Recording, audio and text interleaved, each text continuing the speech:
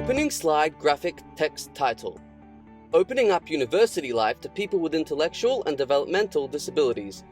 With Patricia O'Brien, image of Patricia O'Brien, text, Purpose Matters Conference, logos, Belonging Matters and talksthatmatter.net.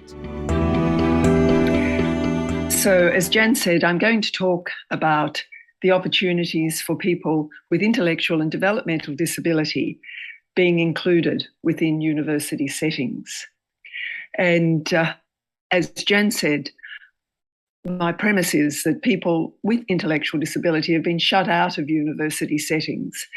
And they've been shut out over the last many decades, I would suggest to you, because of linguistic, logical, and mathematical skills. Here you have a bell curve.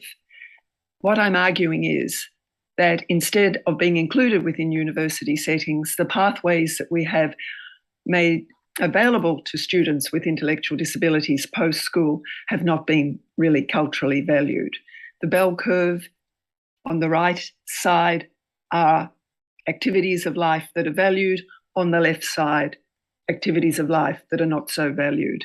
And I would suggest to you that for students with intellectual disability, the future for them when they left school usually was, and still is to a certain extent, in day activity programs, sheltered employment, ADEs, full-time volunteer work for their whole working life, or just staying at home.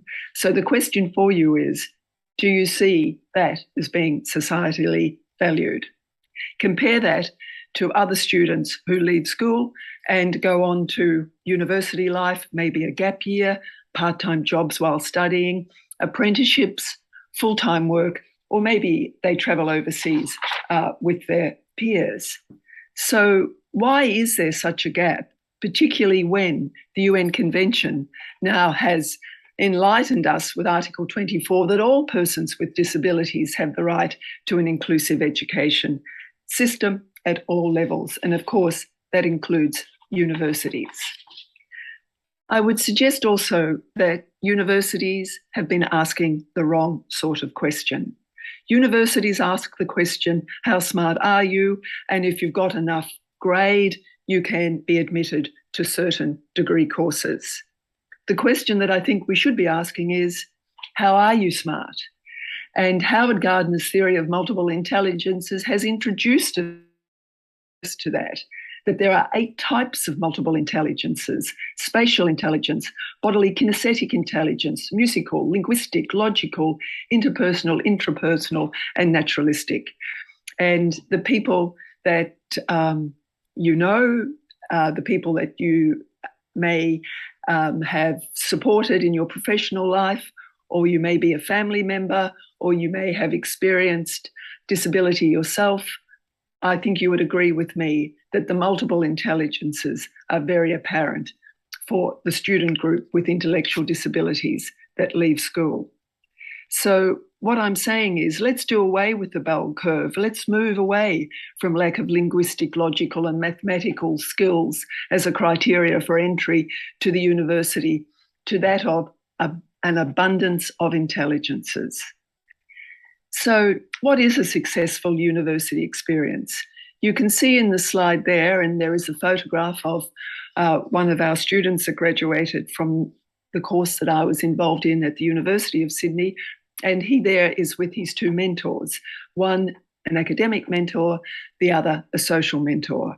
So what are the sorts of things that come out of this experience, whether it be for 1 year, 2 years, as it was at Sydney, or longer? Increased learning, increased independence and confidence.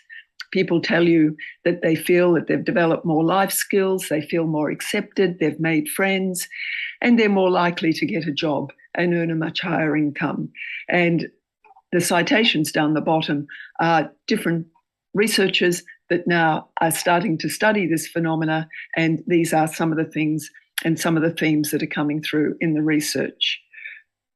What you can see here is a statement from a young woman that I knew on one of these courses. And as she said, before I started at Sydney Uni, I was a young girl at special school.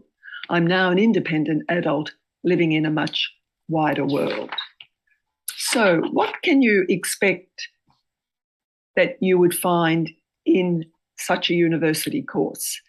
You can see on the slide there, participation in lectures and tutorials with other peers of the same age, having a peer mentor as we come around, one-to-one academic tutoring, involvement in the university social life, possibly internships in areas of work that are of interest to the student while they're doing this particular course or having this particular experience, where there would be job coaches, workplace mentors, where families and supporters are supported to support a member of their family with an intellectual disability going to university, specialised coordination staff, and maybe, for example, 10 students per year having this experience.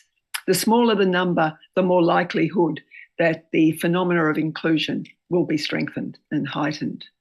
So now I'm going to ask Deb if she would just show this brief video of students from the course at Sydney talking.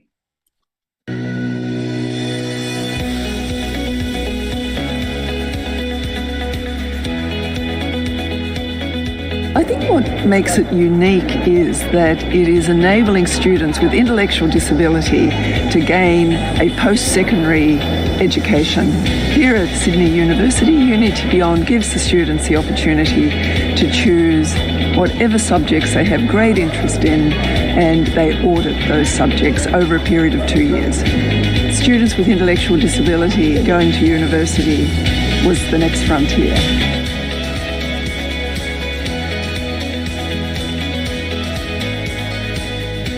When I heard about the Unity Beyond program, I said, yes, I would like to do it. I just love being able to be like a regular student, coming to uni, socialising with people, getting to know people, learning things that I wouldn't ordinarily get to learn.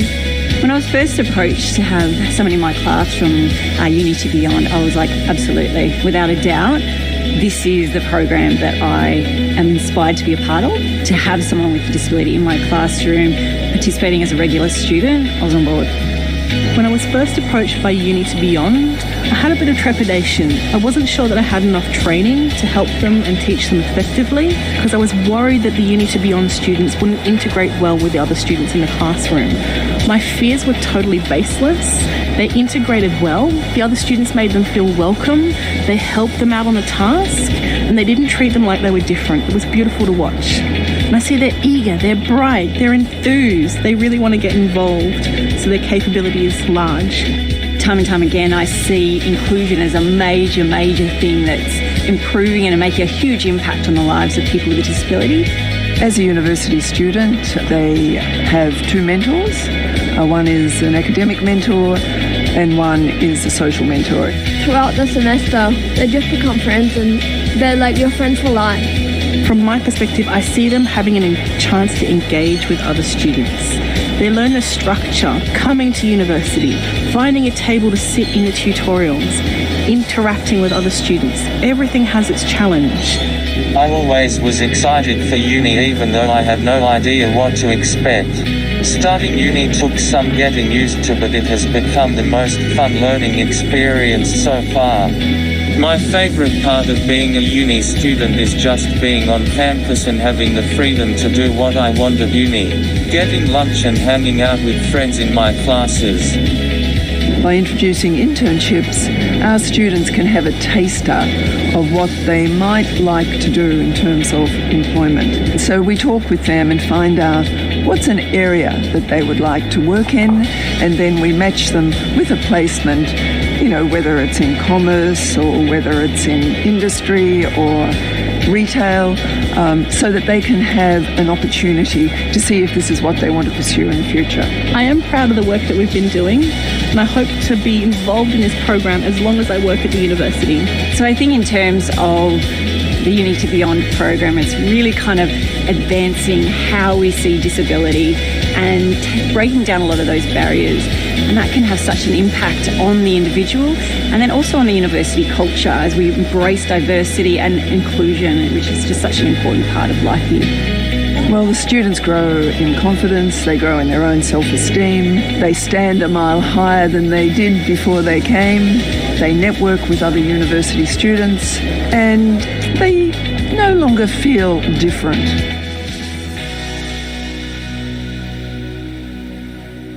So continuing on, with my colleagues a couple of years ago, we produced a book, and you can see the title of it there, People with Intellectual Disability Experiencing University Life. The book has, I think, about 14 chapters, and it covers this, I will call it a movement, of students with intellectual disability having a university experience from different writers around the world. Canada, USA, Iceland, Ireland, and Australia are represented. So what is the model that is being followed in these different locations? The model can be of three types. One type is fully inclusive, what is at Sydney and what is at Flinders, where students decide what it is that they want to study. At Sydney, for example, they would be introduced to a coordinator who would go through what is on offer in the particular semester. Then that coordinator approaches the lecturing staff to see if they are open to have the student join that class. And it's within that class that different people are then assigned as mentors. Fully inclusive.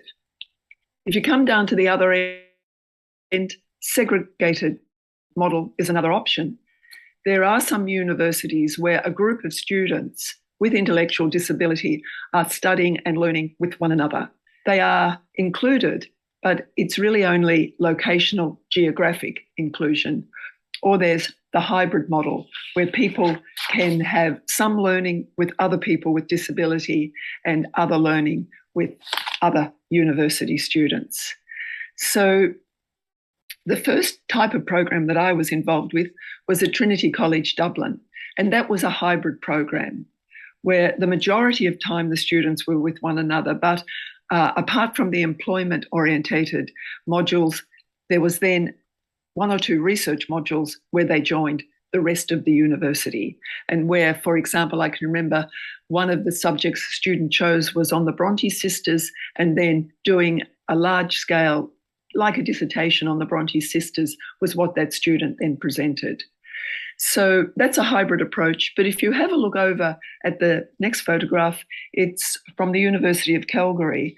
Now, in Alberta, the province, they have now funded this type of program at all their universities. And that's a program where there might only be 6 people with intellectual disability on the campus who are supported by a coordinator, and it's fully inclusive. So another orientation is that of coming to university to prepare for either your independent life after or for work. Now, at the University of Iceland, students with and without disability were enrolled in the same vocational diploma qualification. And I think that's really great, where people were learning from one another. And you can see there, one of the points that's made, the last bullet point, is that there were some administrative barriers leading to admission. Universities are sometimes not all that open to having students admitted that don't have the entry criteria, and that's usually the grades. And so in this particular university, there was a special experiential program criteria of entry that was made for the purposes of entry. Carolina, that program is to a certain extent more orientated towards, getting ready for independent life, covering career education modules as well. And the really exciting thing about this particular model is that the students live on campus. I've told you, given you a little insight into the Sydney program, and the Flinders program similarly is fully inclusive. There are some challenges in setting up this type of program within university settings. You need to know which is the model you're going to pursue. It needs to be funded, because students in the main are auditing courses. So in auditing courses, they're not doing a course necessarily for a qualification that's subsidised by government. Therefore, fees are paid. They are open for loans, etc. Whereas this type of course, you've got to find the funding base for it. Sometimes the admission policies don't enable this type of experience to happen. And if people are doing a group of subjects, given a title, they're not necessarily accredited by the accrediting bodies, let's say in Australia, for university papers and university subjects and qualifications. So therefore, that type of experience isn't subsidised by government, and it also means that the support services on campus are not open to students that are not experiencing something that has enabled them to say that they're now enrolled in an arts degree or a law degree or whatever. The other thing that's needed too is inclusive pedagogy. For the lecturing staff that have been involved in the universities that I've been involved in this type of program, they're usually very keen to have some guidance around how do you make their own presentations more accessible. And of course, then there's graduation. If students are only auditing courses, then that experience of graduation isn't the same. At Sydney, there's a special ceremony that the coordinators of the program put on in some of the wonderful venues at Sydney. But at Flinders, the students walk across the stage, a handshake with the Chancellor or whoever is there on the day, and get a lot of recognition that way. So in terms of funding, as I said, funding is an issue. Guy Standing talks about funding, suggests that, like we all have human rights, but sometimes the way in which we're actually experiencing them is quite layered. So you might be on one of these courses, but some aspects of the university are not open to you, such as the psych services or the medical services. So that's a human right of education, but it's definitely layered. Funding, I think, is a real issue. What I think is needed in Australia is that there is advocacy to the government to set up these types of experiences that are subsidised by the government, as they do in Alberta. Otherwise, what you get is the people coordinating the course spending a lot of time on crowdfunding, having to ask students for a financial contribution, and going out to corporates for philanthropy. So sometimes rights are there to ensure that people are not kept out of the mainstream, but if the right is layered, then it still continues to keep people in their right place. This is a photograph of the group at Trinity who did graduate. It was an accredited course. The university approved the course, and you can see there the students are gowned. Great. And then the students have their own colour, and those of us that were the coordinators, we had to advocate fairly strongly for that. So if we are going to see this type of course expanded, we do need to continue the fight. And Birkenbach, who talks about human rights, he informs us that you can have a human right that's viewed as corrective. So, it's to overcome anti-discrimination, or you can have a human right and people then put money into it, like they might build new schools, etc., pour more resources into something. However, what I'm suggesting is that what we really do need to be focusing on, apart from corrective types of approach to human rights or distribution approaches to human rights, is this concept of relational social justice.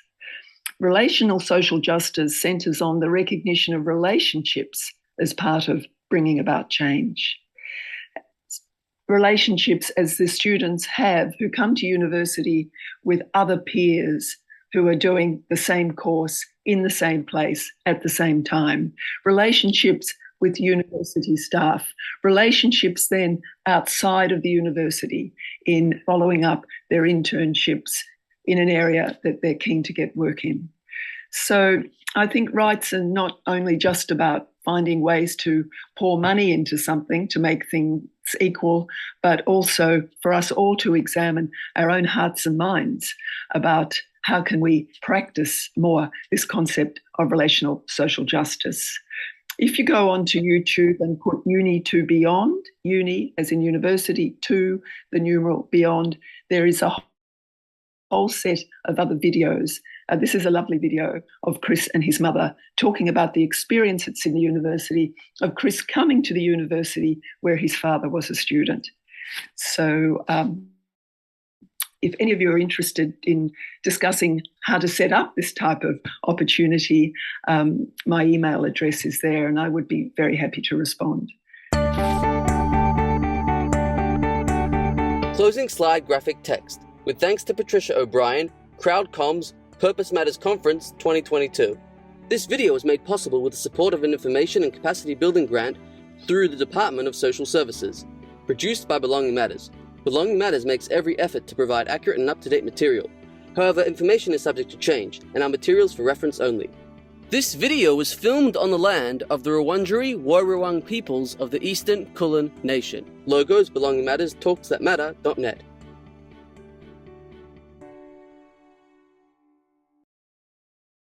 Graphic text. More Purpose Matters conference videos.